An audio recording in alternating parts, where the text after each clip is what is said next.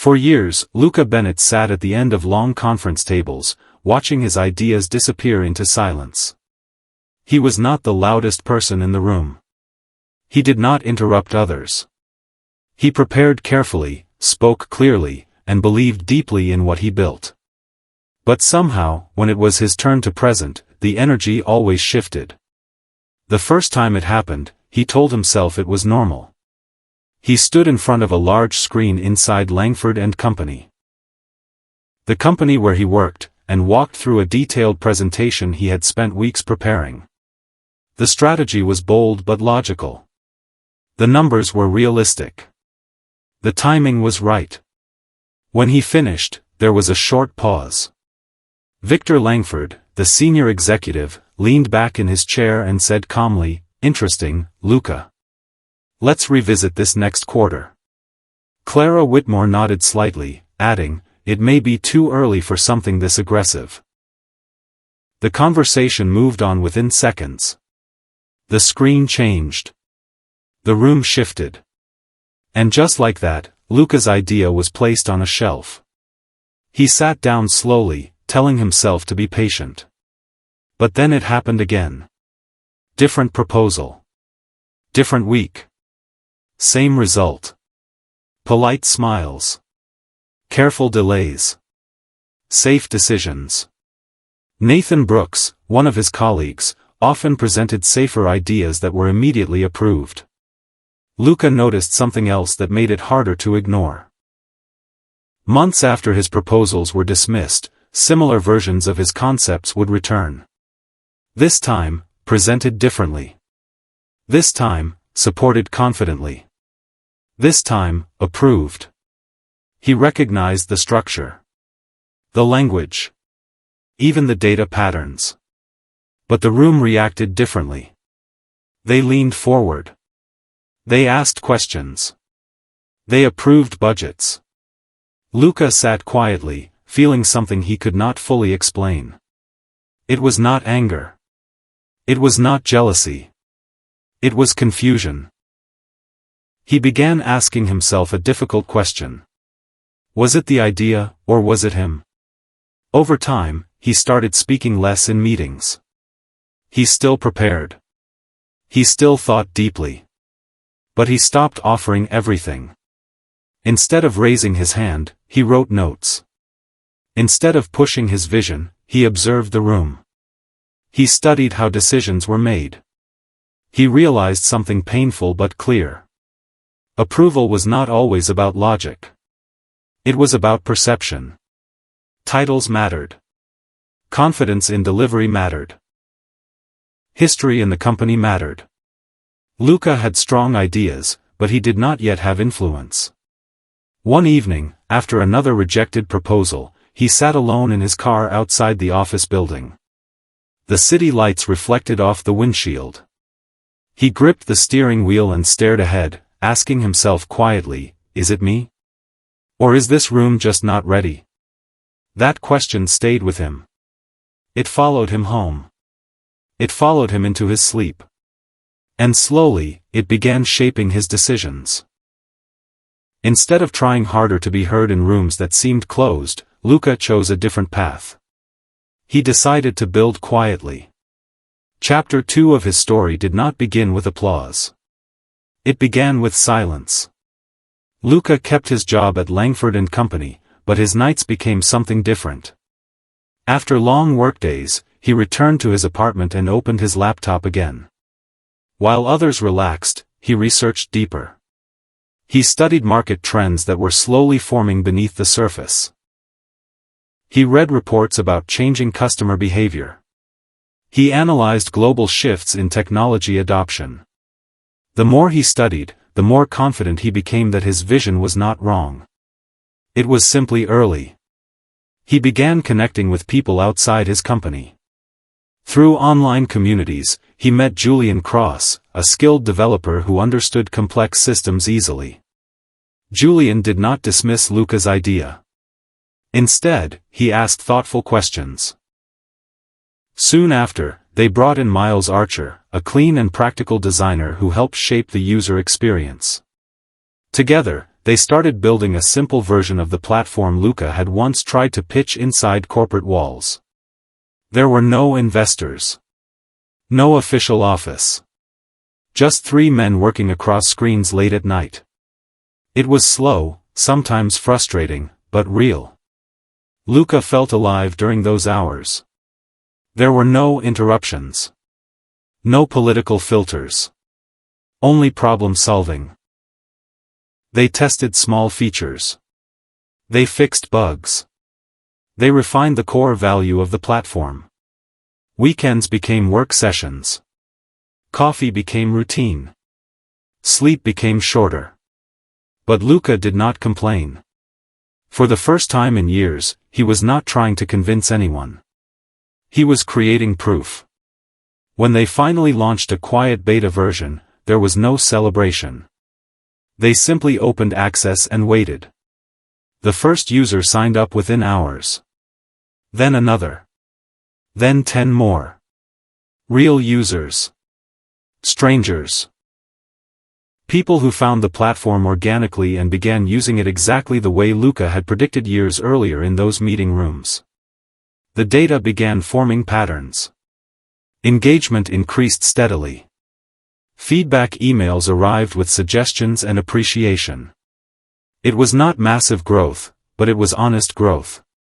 And that honesty gave Luca something powerful, confidence built on results. During the day at work, nothing had changed. Victor still preferred cautious strategies. Clara still leaned toward safe execution. Nathan still received quick approvals. But Luca was no longer emotionally tied to those reactions. He had something they did not know about. He had traction. Revenue began trickling in slowly. Small payments at first. But they were real. Each notification felt like quiet validation. Grace Bennett, his sister, noticed the shift in him. "You seem different," she said one evening. Luca smiled lightly and replied, "I stopped trying to be heard. I started trying to build." That simple sentence captured the transformation happening inside him. The silent season was not glamorous. It was filled with doubt at times. There were nights when growth felt too slow. There were moments when exhaustion tried to whisper that he should quit. But every time he thought about giving up, he remembered the conference rooms. He remembered shrinking his vision to make it more acceptable. He promised himself he would never shrink again.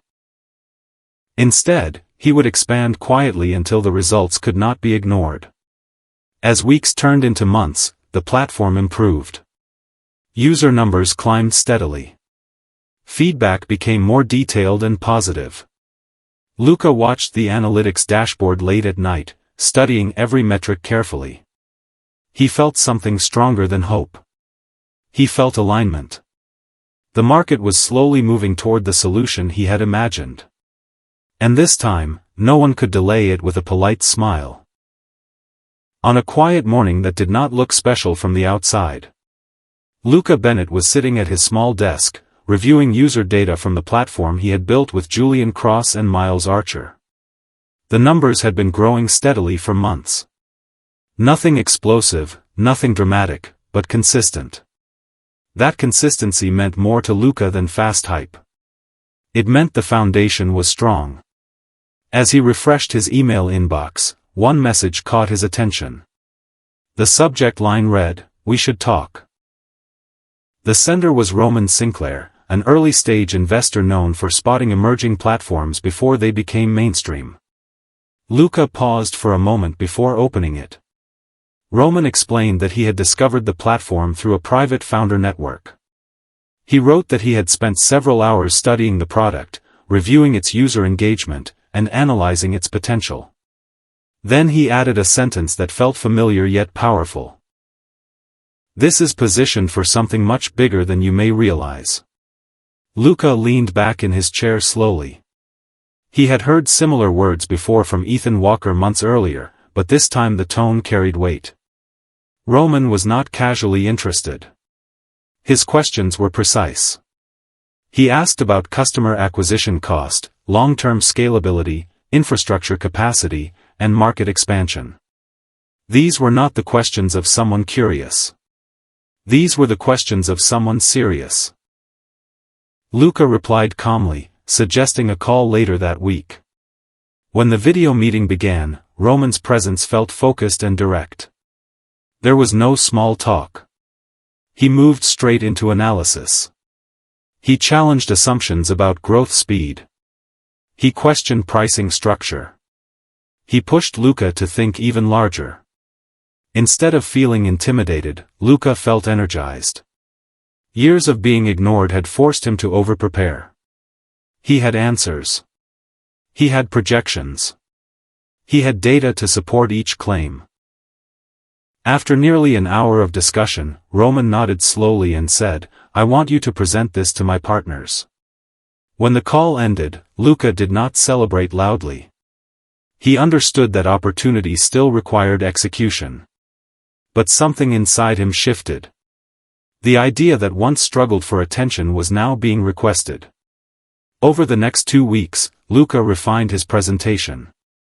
He worked closely with Julian and Miles to strengthen technical explanations and user experience visuals. They improved metrics dashboards and organized financial projections clearly. Luca practiced explaining the story not just as a product, but as a movement shaped by timing. The day of the presentation arrived. Roman invited Luca to a modern office building downtown. The environment felt different from the conference rooms at Langford & Company. This space felt open, curious, and forward-thinking. Inside the meeting room sat Isabella Vaughn and Adrian Knox, 2 experienced investment partners. Luca connected his laptop and began. He did not rush. He explained the problem first, in simple terms. He described the frustration users faced daily. He showed how the platform solved that problem efficiently. He walked through growth metrics carefully. As he spoke, he noticed something familiar yet new. The room was silent, but this time it was focused silence. Isabella asked thoughtful questions about international markets. Adrian explored infrastructure challenges. Roman observed quietly, occasionally nodding. Luca answered clearly. He did not exaggerate. He did not oversell. He relied on truth. When the presentation ended, Isabella leaned forward and asked, "How long have you been building this?" Luca replied, "Almost 5 years." Adrian exchanged a glance with Roman and said, "That kind of patience matters." A week later, the offer arrived. Roman and his partners wanted to invest significantly. Not only capital, but strategic support and network access. Signing that agreement marked the official beginning of Chapter 4. The power shift did not explode overnight. It expanded steadily. News of the investment spread quickly within startup circles. Journalists like Claire Donovan began reaching out for interviews. Industry blogs published short features highlighting Luca's journey from overlooked employee to funded founder. The same people who once dismissed his ideas began sending congratulatory messages. Victor Langford emailed briefly, writing, "Impressive growth. We should catch up sometime." Luca read the message calmly. There was no anger inside him anymore. Only clarity. As funding allowed the platform to scale, user numbers increased rapidly. The team grew. Julian led a larger development department. Miles expanded the design team. Offices replaced late-night apartment sessions. Yet Luca remained grounded in the lessons from earlier chapters. Investors began lining up for future rounds. Meetings filled his calendar. He traveled to conferences, presenting the platform on larger stages. During one investor summit, a senior partner approached him after his talk and said, "You're the founder everyone is watching right now." Luca smiled politely, remembering the conference tables where he once felt invisible. The contrast was strong. But what surprised him most was his own emotional response. He did not feel proud in a loud way. He felt steady. The external recognition did not define him anymore. In one particular meeting with a large venture group, a partner asked directly, "What kept you going when others didn't believe?" Luca paused thoughtfully before answering. "I believed in the problem more than I cared about approval," he said. That sentence summarized years of quiet work. Chapter 3 had been about validation beginning. Chapter 4 became about validation multiplying. Investors competed to participate. Opportunities expanded internationally. Partnerships formed with established companies. Yet Luca continued asking himself the same grounding questions. Are we solving the real problem? Are we building responsibly? Are we growing with structure? The silent years had taught him that growth without foundation collapses. He refused to let fast success weaken discipline. As he walked out of another investor meeting one evening, city lights reflecting against the glass buildings around him, Luca remembered sitting alone in his car years earlier asking if the room was wrong. Now he understood the answer clearly. The room had been wrong. The idea had not. Changing the environment changed everything. Luca Bennett's journey were not separated by a big event or a dramatic turning point. They flowed into each other naturally, like a river moving from strong current into deep water. After Roman Sinclair and his partners invested, everything began to grow quickly. The small platform that once lived inside late-night coding sessions with Julian Cross and Miles Archer was now becoming a serious company. There were real offices, real teams, and real expectations. Growth was no longer a hope. It was happening every day. New users signed up by the thousands. Revenue reports became longer. Meetings filled Luca's calendar. But while the outside world saw speed and success, Luca felt something else rising inside him. Responsibility. He understood that Chapter 5 was not about celebrating that investors lined up. It was about learning how to carry what he had built. Every decision now mattered more than ever. If he made a careless move, employees could lose stability. If he expanded too quickly, the platform could crash. If he chased attention instead of value, the foundation could weaken. He remembered clearly what it felt like to be ignored inside conference rooms at Langford and Company. He remembered how shallow decisions sometimes replaced thoughtful analysis. He promised himself that his company would never become that kind of environment. During the first strategic meeting after funding was finalized, Roman asked him directly, "How aggressive do you want to be this year?" The room was quiet. The numbers on the screen showed strong momentum. Many founders would have said, "As aggressive as possible." But Luca paused and replied, "As strong as possible." That one word explained everything. Strength mattered more than speed. He believed in steady growth, not reckless expansion. That mindset shaped every decision in the months that followed. He worked closely with Julian to strengthen infrastructure. Servers were upgraded carefully. Security systems were improved. Internal processes were documented clearly so new employees could integrate smoothly. Miles focused on refining user experience, making sure that even as new features were added, the product remained simple and clean. Luca hired slowly. He met every department leader personally. He asked questions not only about skill, but about character. He wanted people who respected long-term vision. As media attention grew, Luca began receiving invitations to speak at conferences and industry events. Journalists described him as a rising innovator. Some articles used phrases like overnight success, which made him smile quietly. There was nothing overnight about 5 years of being ignored. But he understood how the world sees only visible results. During one live interview, the host asked, "How does it feel to prove everyone wrong?" Luca answered gently, "I wasn't trying to prove anyone wrong. I was trying to prove the idea right." That answer surprised the audience. But it was true. His focus had never been revenge. It had always been clarity. While success expanded externally, something deeper was forming internally. Chapter 6 was not loud. It was reflective. As the company stabilized, Luca began thinking more about culture and legacy. He remembered how it felt when his ideas were dismissed without discussion. He did not want anyone inside his organization to experience that silence. So he created open innovation meetings where junior employees could present ideas directly to leadership. No idea was mocked.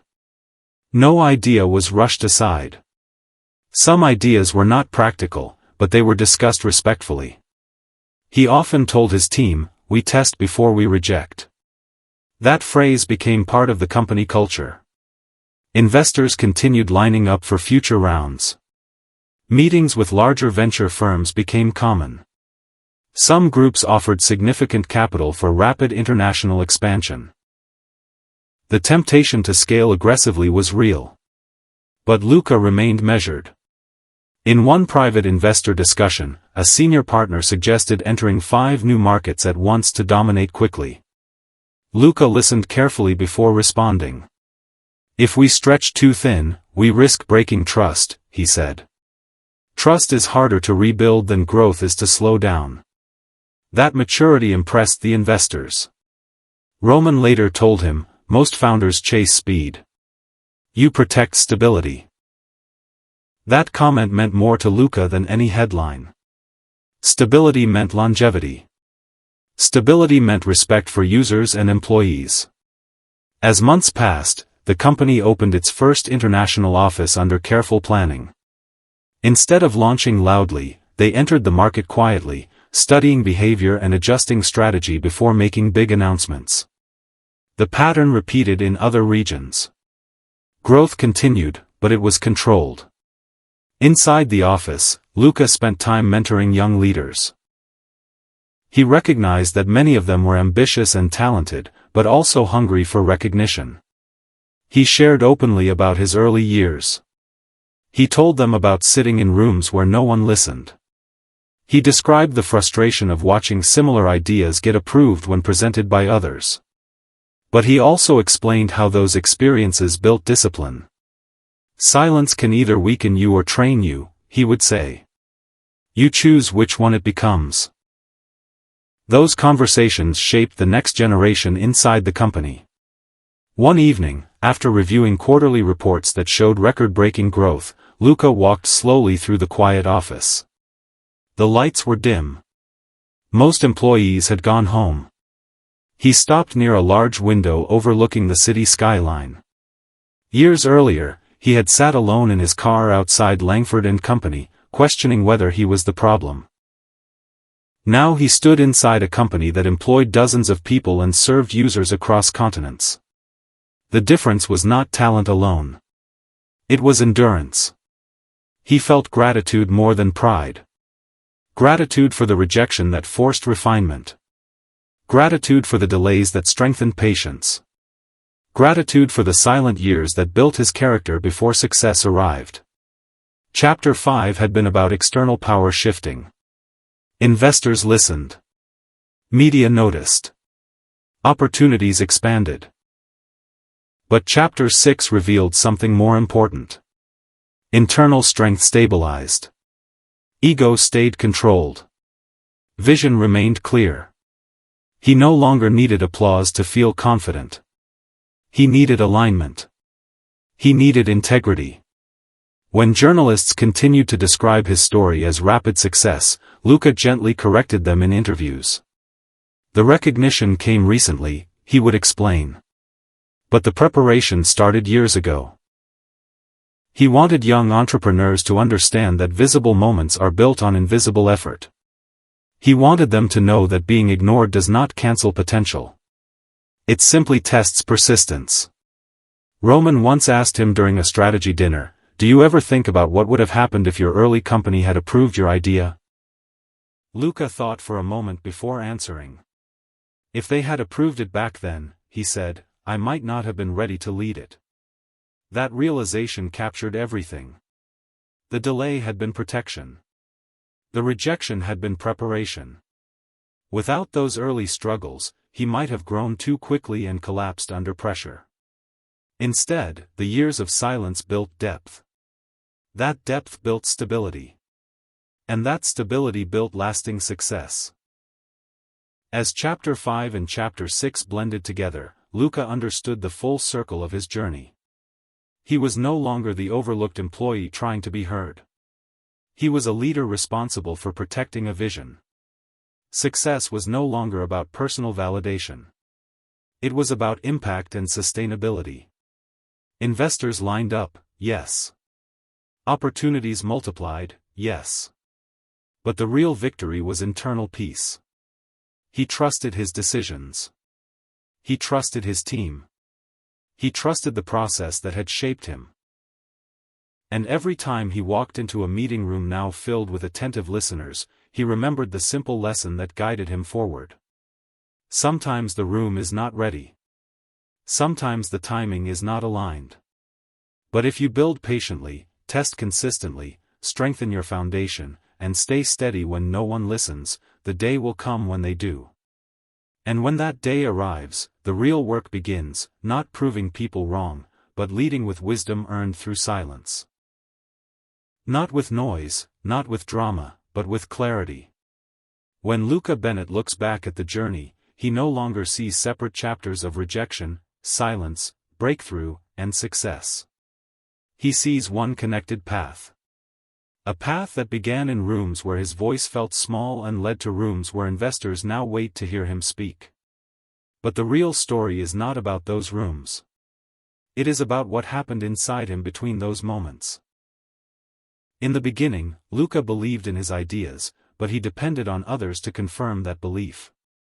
When Victor Langford and Clara Whitmore dismissed his presentations, it shook him. When Nathan Brooks received approval for similar ideas, it confused him. He started questioning whether he was the problem. Those early chapters were filled with doubt. He felt invisible. He felt unheard. But instead of quitting, he chose something different. He chose to build quietly. That decision changed everything. During the silent years, no one applauded him. No one invested in him. No one wrote articles about him. But he worked anyway. He studied the market. He tested features. He improved the platform. He learned skills he did not have before. He faced fear and continued. Those nights were not exciting. They were slow, sometimes lonely, sometimes heavy.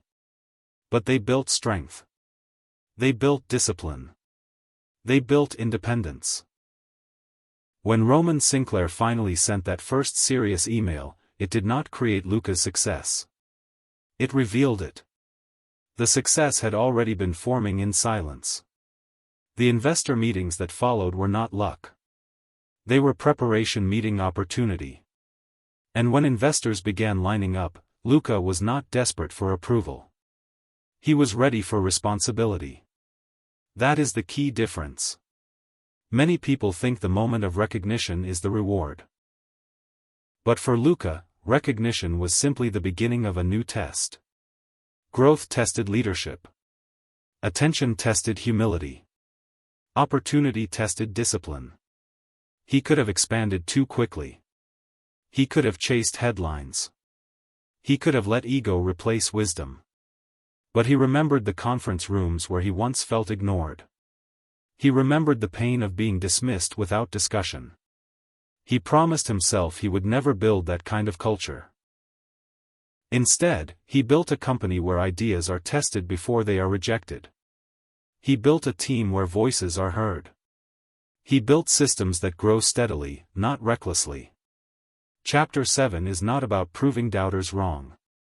It is about understanding why the delay mattered. If his early ideas had been accepted easily at Langford and Company, he might not have learned patience. He might not have strengthened the platform deeply. He might not have developed leadership skills. The rejection felt painful at the time, but it protected him from early collapse. It forced him to refine the vision until it became undeniable. That is the lesson hidden inside the struggle. Sometimes the door does not open because you are not ready to walk through it yet. Sometimes the silence is not rejection. It is preparation. Luca now speaks at events around the world. Young entrepreneurs listen closely when he shares his story. They expect him to talk about funding strategies or growth hacks. Instead, he talks about resilience. He talks about emotional control. He talks about staying focused when nobody listens. He explains that ideas are fragile in the beginning. If you expose them too early to the wrong environment, they can break. But if you protect them, strengthen them, and test them carefully, they become powerful. He tells them something simple and clear. Do not measure your value by the reaction of the wrong audience. That message carries weight because it comes from experience. He knows what it feels like to sit at the edge of the table and be overlooked. He knows what it feels like to drive home questioning your own ability. But he also knows what it feels like to build something strong enough that the world cannot ignore it. The difference between those two moments is not talent. It is persistence. It is discipline. It is belief held long enough for timing to align. As Luca reflects on everything, he sees a pattern. Chapter 1 taught him resilience. Chapter 2 taught him discipline. Chapter 3 taught him readiness. Chapter 4 taught him confidence. Chapter 5 taught him responsibility. Chapter 6 taught him wisdom. And now Chapter 7 brings understanding. The journey was not about investors lining up. It was about growth shaping character. It was about becoming strong enough to handle success when it finally arrived. That is why this story matters. It is not just a business story. It is a human story. Everyone has felt ignored at some point. Everyone has shared an idea that was dismissed. Everyone has questioned their value. But not everyone chooses to build anyway. That choice is what separates frustration from transformation. Luca's story shows that silence can be powerful. It can either break you or build you. If you use it to grow, to improve, to prepare, it becomes an advantage. When the world finally listens, you will not feel nervous. You will feel ready. So what is the final message? It is simple. First, rejection does not define you. It refines you. Second, timing matters more than attention. Third, build proof instead of chasing approval. Fourth, choose environments that align with your vision. And finally, stay patient. Growth is often invisible before it becomes visible. If you are watching this and you feel unheard, remember Luca sitting alone in his car years ago. Remember him questioning himself. Remember him choosing to build quietly instead of quitting loudly. That decision changed everything. One day, the same rooms that ignore you may invite you back. The same voices that doubt you may ask for your advice. But when that day comes, let it be about impact, not revenge. Let it be about responsibility, not pride. Because the true victory is not that they listen. The true victory is that you did not stop building when they did not. And that is how the story ends. Not with applause, but with peace. Not with noise, but with clarity. They ignored his ideas for years. Now investors line up to hear them. But the greatest success was never the line of investors. It was the strength built in silence that made him ready when they finally arrived.